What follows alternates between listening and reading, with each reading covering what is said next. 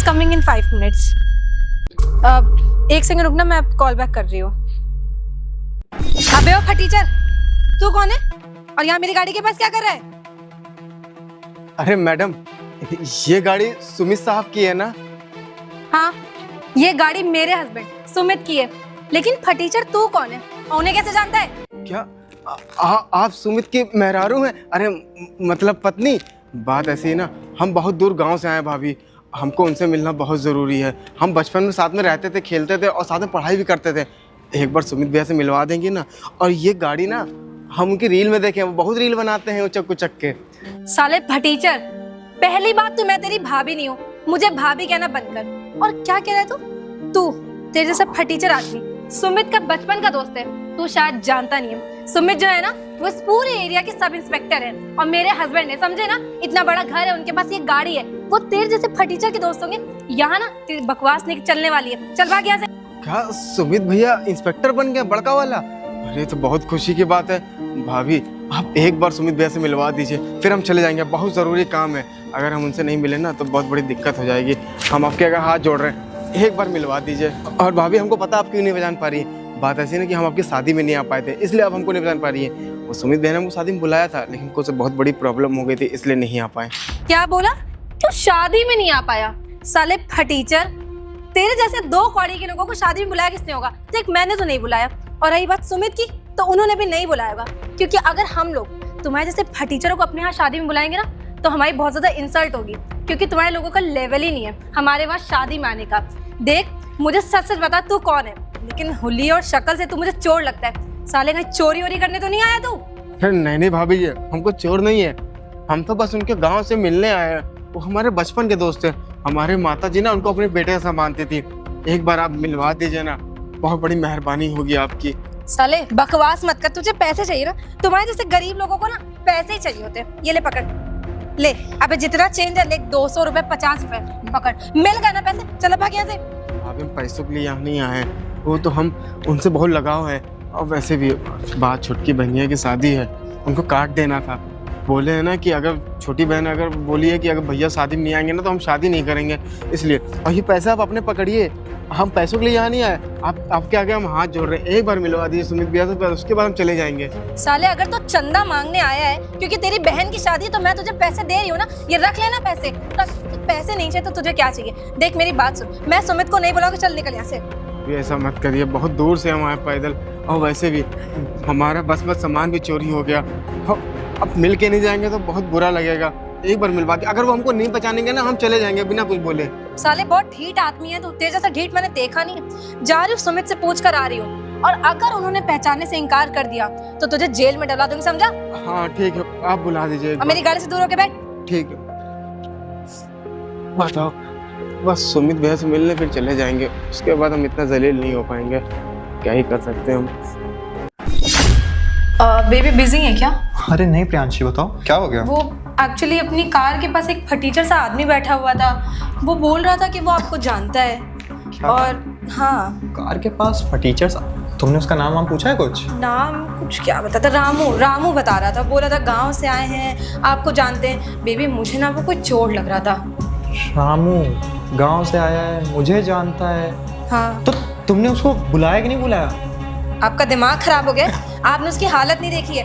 इतने गंदे से फटे कपड़े पहने हुआ था, इतना बदबू मारता, चप्पल पहन के आया था, वो भी गंदी सी। अरे वो चप्पल पहन के आया हो, कैसे भी आया हो, वो ना शायद से एकदम सही कह रहे हो, शायद सच में मुझे जानता है। मैं अगर गलत नहीं हूँ ना तो ये वही रामू है जिसके बारे में मैं सोच रहा हूँ। और वैसे भी मान लो अगर मेरा दोस्त रामू नहीं भी है, कोई मेरे से मदद मांगने आया होगा तो मैं उसको ऐसे छोड़ दूंगा क्या? एक बात बताइए, आप इंस्पेक्टर हो, आप यहाँ पे अपने घर में किसी को भी घुसा लोगे क्या? अरे बात किसी को घुसाने की नहीं है, वो बोल रहा है ना। और क्या पता कोई आया हो मेरे से मदद मांग रहा हो कि इंस्पेक्टर साहब मदद कर दीजिए, तो वो तो ऐसे ही घर से बाहर चला जाएगा बिना उसको मदद मांगनी होती ना, वो थाने में जाता, यहाँ पे नहीं आता। अरे थाने में क्या होता है क्या नहीं, खैर वो सब तुमको बताने का कोई मतलब नहीं है। तुम एक काम करो, जल्दी से जाओ और उससे बोलो कि ठीक है आप अंदर आइए, सुमित ने बुलाया आप। मैं नहीं घुसने दूंगी अपने घर में उसको। प्रियांशी घर सिर्फ तुम्हारा नहीं है, मेरा भी घर है, ठीक है? और मुझसे मिलने आया ना, यानी मेरा गेस्ट हुआ वो। जाओ एक काम करो, उससे बोल के आओ, जाओ। अगर मैं गलत नहीं हूँ ना तो ये पक्का वही रामू है जिसके बारे में मैं सोच रहा हूँ। एक काम करता हूँ, मैं भी ना जल्दी से फ्रेश हो लेता हूँ, ऐसे भी मुझे अभी थाने जाना है। हाँ, ड्रेस वगैरह भी चेंज कर लेता हूँ। साले फटीचर। आगे भाभी जी, क्या बोला सुमित भैया ने? वो बोल बहुत अच्छी है तेरी कि तेरे जैसे फटीचर को सुमित ने ना घर में इनवाइट किया है। अरे वाह, हमको पता था वो हमको पहचान जाएंगे, वो हमको भूल ही नहीं सकते। मैं जाऊँ, मिलवा दीजिए। चल निकल। और सुन, ये चप्पल है मेरे गेट के बाहर उतार के जाना। चल भाग यहाँ से। ठीक है भाभी। चिंता रहे। ठीक है भाभी। ये सुमित का भी मैं क्या करूं, उसे कभी अकल नहीं आएगी। ये साला 2 कौड़ी का आदमी जिसकी औकात नहीं हमारे वहाँ ऐसा नौकर काम करने की, ये मेरे घर में घुस गया। सुमित को मैं अबे साले पागल आदमी। नीचे बैठ। ए दूर होके बैठ। जी जी भाभी। मतलब तुम्हें इतनी तमीज नहीं है कि मेरी बराबरी कर रहे हो, मेरे सोफे पे चढ़ के बैठ रहे हो। सारे तेरी टांगे तोड़ दूंगी। तुम्हें इतनी तमीज नहीं। गांव में तुम लोग वो चटाई डाल के जमीन में बैठते हो और यहाँ पे सोफे बैठ रहे हो। तुम्हारी औकात पता है कहाँ पे? हमारे पैरों के पास, यहीं जमीन में। तो अपनी हद में रह के यहीं बैठना, समझे तुम? गलती होगी भाभी, आज के बाद ऐसा नहीं होगा। तो इसके भाभी से मैं परेशान हो चुकी हूँ। तुझे किस एंगल से मैं भाभी नजर आ रही हूँ? 100 बार नहीं बोलूंगी। इधर देख के बात कर। भाभी नहीं हूँ मैं तेरी, समझा ना? क्या बोलेगा? ठीक है भाभी। Madam madam. गुड। अब अगर तूने मुझे एक बार और भाभी बोला तो तेरा वो हाल करूंगी कि सुमित भी नहीं मिलेगा, यहीं से लात मार के तुझे भगा दूंगी, ऐसे समझा? ठीक है भाभी। Madam madam. जा रही हूँ, तेरे लिए पानी लेकर आ रही हूँ और फिर तुझे वार्न कर रही हूँ कि मेरे किसी भी आइटम को हाथ नहीं लगाना। अगर सोफे पे चढ़ा तो तेरी टांगे तोड़ दूंगी मैं। ठीक है भाभी। Madam madam. स्टूपिड। तो भाभी बहुत गुस्सा करती हैं। अरे इतनी बेइज्जती हम नहीं सह पाएंगे। सुमित भैया से मिलके मैं निकल जा रहा हूँ गाँव। ये ले, चल पी इसको। बहुत बहुत शुक्रिया भाभी। फिर भाभी? मैडम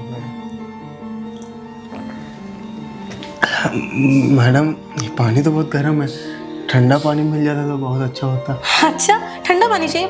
अरे एक काम करती हूँ, तुम्हारी ना कोल्ड ड्रिंक मंगवा देती हूँ और साथ में समोसे लोगे? हाँ मैडम। साले फटीचर, हाँ तेरे बाप का घर है। शुक्र मना कि मैंने तुझे घर में घुसने दे दिया। पता है क्यों?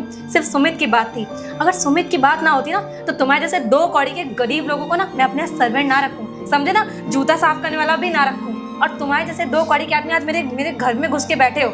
जो पानी मिला है पी, वरना वापस कर दे। पी रहा हूँ भाभी। चुपचाप से पी, समझा ना? जा रही हूँ, सुमित को बुला कर लेकर आ रही हूँ और फिर तुझे वार्न कर रही हूँ, मेरे किसी भी आइटम को हाथ में लगाना, सोफे पे मत चढ़ना। ठीक है भाभी, अब नहीं चलेंगे। मैडम बोल। जी मैडम। पागल। अरे यार, भाभी सच में बहुत गुस्सा करती है। कर भी क्या सकते हैं, बहन काट दे देंगे फिर निकल रहेगा। सुमित भैया अभी तक आए नहीं। अरे भाई, अरे सुमित भाई, नीचे क्यों बैठे हो? ऊपर बैठो, चलो जरा। अरे ठीक है। अरे वाह, कैसे हो भाई? वर्दी वर्दी में तो अच्छे लग रहे हो बहुत। मैं तो एकदम बढ़िया हूँ। और तुम ऐसे यहाँ नीचे बैठे हो और एकदम से आज तुम यहाँ चले आए। मेरे को एक बार तुमने बताने भी जरूरी नहीं समझा कि मैं आ रहा हूँ। अरे तुम्हारे लिए मैं स्टेशन तक के लिए गाड़ी भेज देता, सीधे गाँव गाड़ी भेज देता। अरे सुमित भाई, तुमको ही पता कि हमारे पास फ़ोन भी नहीं है। पहले की बात अलग थी कि हर चीज़ था, लेकिन अब बात ऐसी है ना कि हम पापा की तबीयत ठीक नहीं है, तो हम बस लोग बंधु आए थे थोड़ा पापा की दवा लेने, तो सोचा तुमसे भी मिल लें। अरे ये तो तुमने बहुत अच्छा किया। और पापा की तबीयत नहीं ठीक है, एक बार तुमको बोलना तो चाहिए था। और वैसे भी लोग बंधु की बात है ना, वहाँ पे मेरे ना जानने वाले डॉक्टर हैं, डॉक्टर शर्मा। उनसे मैं एक बार बोल दूंगा, वो अच्छे से एकदम अपने हिसाब से वो इलाज करेंगे। और रही बात पैसों की टेंशन ना लेना। अब ये समझ लो, तुम यहाँ आ गए तो तुम्हारी सारी टेंशनें खत्म, समझे? और वो सब छोड़ो, तुम अपनी भाभी से मिले कि नहीं? हाँ हाँ हाँ, शादी में तो आया नहीं थे। रुको मैं भी बुलाता हूँ। प्रियांशी, प्रियांशी, अभी 2 मिनट बस आती होगी। अरे लो, आ गई। बैठो बैठो। सोफे पे चढ़ के बैठे हो तो कोई दिक्कत तो नहीं हो रही है? अरे चढ़े नहीं, बैठे हैं। प्रियांशी, कैसे बात कर रही हो ये तुम मुझसे? हाँ, और वैसे भी मैं देखा वो नीचे बैठा हुआ था, तुमने उसको बोला नहीं क्या सोफे पे बैठने के लिए? अरे मैं अपनी मर्जी से बैठ गया। गरीब लोगों की ना जमीन पे ही अच्छे लगते हैं, उनको वहीं बैठना पसंद होता है, इसलिए सोफा हजम नहीं होता ऐसे लोगों को। प्रियांशी, तुम शायद से ना अपनी तमीज भूल रही हो और भूल रही हो कि वो कौन है। और वैसे भी तुमसे मैं क्या ही बोलूं, पानी वानी पूछी थी कि नहीं पूछी थी उसको? पूछा था, वो देखो पानी पूछ रहा है। ये तुम इसमें इतने गंदे ग्लास में इसको पानी दियो। अरे कम से कम खुद बार अपना ध्यान तो दो कि तुम कर क्या रही हो। और वैसे भी अगर वो गंदा पानी पिएगा, उसकी तबीयत खराब हो गई तो? अरे लड़ाई मत इसके करो। हाथ देखिए कितने गंदे, मेरा ग्लास इसने अलग से गंदा कर दिया। अरे आप दोनों हमारी चक्कर में लड़ाई मत करिए। अरे नहीं, मैं नहीं, तो बस बचपन का दोस्त समझ के मिलने आ गया था, इसमें हमारी क्या गलती मैडम? अरे नहीं, तुम क्यों माफी मांग रहे हो? और वैसे भी मेरी वाइफ को ना कुछ ज़्यादा ही घमंड हो गया मेरी इस पुलिस की वर्दी का और मेरी इस जॉब का। खैर क्या ही बताऊँ, वो सब छोड़ो, ये बताओ कि हमारे यहाँ गांव में मेरी अम्मा कैसी हैं वो? अम्मा, तुमने पूछा था ना कि शादी में क्यों नहीं आ पाए थे। हाँ, क्यों नहीं आया था शादी में? इसके लिए तो मैं बाद में तुमसे लड़ता। बात वैसी है ना कि अम्मा हमारी गुजर गई। क्या? जिस दिन तुम्हारी शादी थी ना, उसी दिन हमारी अम्मा गुजर गई और इसलिए हम तुम्हारी शादी में नहीं आ पाए। और अगर हम ये चीज़ तुमको बता देते तो खुशी का माहौल था, तुम शादी छोड़ छाड़ के हमारे वापस चले आते, इसलिए हमने तुमको नहीं बताया। देखो रामू, ये जो तुम कर रहे हो ना, ये बहुत गलत की हो तुम। और वैसे भी वो अम्मा को हम अपनी अम्मा की तरह मानते थे। अरे हमको एकदम बढ़िया बढ़िया खाना बना खिलाती थी। कभी भी जब तुम्हारे घर जाते थे तो हमको खाली पेट नहीं आने देती थी। एकदम ना अपने छोटे बच्चे की तरह मानती थी हमको। और तुम, उनका देहांत हो गया, तुमने एक बार हमको बताना जरूरी नहीं समझा? अरे एक चिट्ठी लिख देते, एक फ़ोन करवा देते। तुम्हारे पास फ़ोन नहीं था तो क्या हुआ, किसी और के पास तो गाँव में होगा ना। इतनी खुशी के माहौल में अगर हम तुमको परेशान करते तो ऊपर वाला हमको माफ़ नहीं करता। अच्छा किया नहीं बताया। प्रियांशी, तुमसे वो बात नहीं कर रहा ना, वो बात मेरे से कर रहा है, फिर क्यों उसके ऊपर फालतू तुम चढ़ रहे हो इतना? खैर, तुम अपनी भाभी के बातों का बुरा न मानो। नहीं। वो सब छोड़ो, ये बताओ तुम बाबूजी के इलाज के लिए आ तो गए हो, अब बाबूजी को मेरी याद आती है कि नहीं आती है? अरे बाबूजी तुमको बहुत याद करते हैं। और हाँ, हम जरूरी काम तो भूल ही गए, हम तुम्हें शादी कार्ड देने आए थे। पूछो किसका? किसकी शादी? अरे छोटी बहनिया की, जो तुम किसको खिलाते थे गोद में। वो कम्मो। हाँ। कम्मो की शादी हो रही है? हाँ। अरे तो उसे सरपंच के लौंडे के साथ शादी तय की है, लव मैरिज है दोनों की। अरे तो बहुत अच्छी बात है। चलो, कम से कम कम्मो को हमेशा से शौक था कि किसी बड़े घर में जाए, बड़े घर में जाए। सरपंच का घर है, उसका तो 3 तल्ला घर बना है। अब कम्बो भी तुमको याद नहीं करती है, कहती है भैया जब तो शादी में नहीं आएंगे ना, तब तक हम शादी मंडप में बैठेंगे। अरे नहीं, उससे बोलना ऐसा नहीं है, उसका भाई ना जरूर आएगा। और हाँ, तुम एक काम करना, अब यहाँ अगर तुम लखनऊ आ ही गए हो तो हमारे यहाँ लखनऊ में ना कपड़े बहुत अच्छे मिलते हैं। मैं तो कह रहा हूँ कम्मो की शादी के लिए कपड़े यहीं से ले लो। हाँ, वो कब्बो भी बोली थी कि जो है कि भैया जब तक कपड़े लपड़े नहीं। हाँ, अरे बिल्कुल, उसकी टेंशन ना लो, तुमको भी आराम से मैं मार्केट लेके चलूँगा, मार्केट से अच्छे कपड़े दिला दूंगा तुमको मैं, अब ठीक वो है? करना तुम्हारी बात, चलो निकलो यहाँ से। भैया एक बात बोलनी थी तुमसे। अब बताओ ना, क्या बात बनी? कुछ पैसों की जरूरत थी हमको। अरे तो इतनी सी बात बोलने में इतना हिचकिचा रहे हो? जो भी मेरे पास है सब तो तुम्हारा है, तुमसे एक बार बोलो तो कितने रुपए चाहिए तुमको? अगर 1 लाख 2 लाख कितना चाहिए? 2 लाख का चाहिए, क्योंकि हमने कर्जा लेके बहन की शादी कर रहे हैं और उसमें दहेज में गाड़ी मांगा है, बुलेट, तो देना पड़ेगा। कोई बात नहीं, कम्मो की शादी है ना, वैसे भी मैं उसको अपनी छोटी बहन बोलता हूँ। 2 लाख की बात है, 2 लाख रुपए मैं दूंगा, तुम उसके लिए एकदम ना निश्चिंत रहो, ठीक है? बहुत बहुत बहुत शुक्रिया। प्रियांशी, एक काम करो, जाओ अलमारी से 2 लाख रुपए ले आओ। मुझे पता था, मुझे 100% पता था थोड़ी देर बाद यही होने वाला है। ये साला फटीचर घर में घुसा है बिना अपना मुंह फाड़े पैसों के लिए। ऐसा तो हो नहीं सकता यहाँ चैन से बैठ जाए। साले इतने टाइम बाद अपने दोस्त से मिलने आया और आती तो पैसे की डिमांड करा। अभी कितना बेशर्म आदमी है तू। प्रियांशी, तमीज नहीं क्या किसके सामने कैसे बात की जाती है? और वैसे भी वो ना मेरा बचपन का दोस्त है, तुम ऐसे कैसे उससे बदतमीजी से बात कर सकते देखिए हो? सुमित, वो पैसे सिर्फ आपके नहीं है, वो पैसे मेरे भी हैं और उनमें से इस गवार आदमी को मैं खूटी कौड़ी नहीं दूंगी, समझा? सॉरी भाई, हम इतनी दूर से आए, तुमसे मिलने के बहाने तुमसे पैसे मांग लिए। अरे हम नहीं, चलो निकलो यहाँ से। रुको राम। प्रियांशी, तुम्हें बहुत घमंड है ना मेरा, कि मेरा पति इंस्पेक्टर है, मेरे पति के पास इतना बड़ा घर है, मेरा पति और भी बिजनेस करता है। बहुत घमंड है ना तुम्हें। तुम शायद से भूल रही हो कि ये इंस्पेक्टर की नौकरी तो मेरे पास अभी है, और जब तुम मुझसे शादी नहीं की थी मैं इंस्पेक्टर नहीं था। उस टाइम पे पता है मैं क्या था और यहाँ इंस्पेक्टर कैसे बना? रामू भैया को बुलाया। अरे सुमित भाई, क्या हुआ, बड़ी अर्जेंट में बुला लिया तुमने? अरे रामू भैया, अब आपको हम क्या ही बताएं, आपको तो पता ही है हमारा ना बड़ा इंस्पेक्टर बनने का, स्टार लगाने का सपना है, लेकिन अब गरीबी की मार देखो भैया, हमारे पास इतना पैसा भी नहीं ना कि हम उसका फार्म भर सकें। अरे ऐसा कैसे, मैं हूँ ना, तुझे चिंता करने की क्या जरूरत है। एक काम कर, मैं ब्याज से पैसे ही वसूलने गया था, देख कुछ पैसे मिले मेरे को। तो कितने रुपए की जरूरत है तेरे को? भैया हमको पूरे ना 2000 रुपये चाहिए। 2000 ना, ठीक है। ये 50-50 की पूरी गड्डी है, एक 200 की भी रख। ये पूरी पकड़ बताऊँ, ये कुछ पैसे ये रास्ते के खर्चे के लिए, ठीक है ना? और तो पुलिस अफसर बन के जरूर आना, समझे ना? अरे भैया बहुत बहुत धन्यवाद भैया, आपका बहुत बहुत धन्यवाद। हम ना आपका ये एहसान कभी नहीं भूलेंगे, और जिस दिन हमसे बनने पड़ेगा ना उस दिन हम आपका ये एहसान जरूर उतारेंगे। अरे भैया उसकी जरूरत नहीं आएगा, तू पुलिस अफसर बन गया ना तो मेरा ही सीना चौड़ा हो जाएगा कि हाँ, बनी का दोस्त पुलिस वाला बन गया है, नाम होगा मेरा भी यार। अरे बिल्कुल भैया, हम ना जरूर आपका नाम रोशन करेंगे और हम सबको बताएंगे कि हम पुलिस इंस्पेक्टर कैसे बने थे। अरे ऐसा नहीं है, तो बस आराम से पढ़ाई लिखाई पे ध्यान दे और बड़ा अफसर बनने पे ध्यान दे। बहुत बहुत धन्यवाद ठीक है? बनी भैया, बहुत किसी और चीज़ की जरूरत हो ना तो मेरे को जरूर बताना। बिल्कुल बिल्कुल भैया, बिल्कुल हम बिल्कुल आपको बताएंगे। चल ठीक है, आराम से जा, है ना? ठीक है भैया, ठीक है, मैं चलता हूँ। धन्यवाद भैया।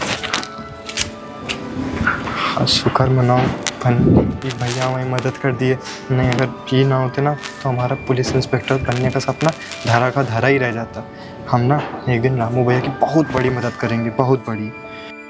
क्या हुआ था? तुमको लगता है कि सब कुछ इतनी आसानी से मुझे मिल गया है? अरे ऐसा कुछ नहीं है। अगर आज ये रामू ना होता ना तो मेरे पास ये ना वर्दी होती ना तुम होती ना इतना बड़ा घर होता। समझ में आया? और तुम उसी से बदतमीजी कर रही हो तब से। मैं माफ़ी चाहूँगी, मैं पैसे लेकर आती हूँ। चाहो पैसे लेके आओ। बहुत बहुत शुक्रिया सुमित भाई। शुक्रिया की कोई बात नहीं। मैं बोला था ना भाभी तुम्हारे दिल की बहुत अच्छी है। वो बस यहाँ शहर में रहकर थोड़ा सा ऐसे लोगों की तरह होगी। उनकी बात वो सुमित कबर्ड में तो खाली 50,000 अभी पड़े हुए हैं। अरे कोई बात नहीं, 50,000 है ना। एक काम करो रामू, तुम ये लो 50,000 रुपये और इसको तुम अभी रखे रहो। इससे खाली अपने लिए और दूल्हे उल्हे के लिए जो सामान थोड़ा बहुत लेना हो ले लेना।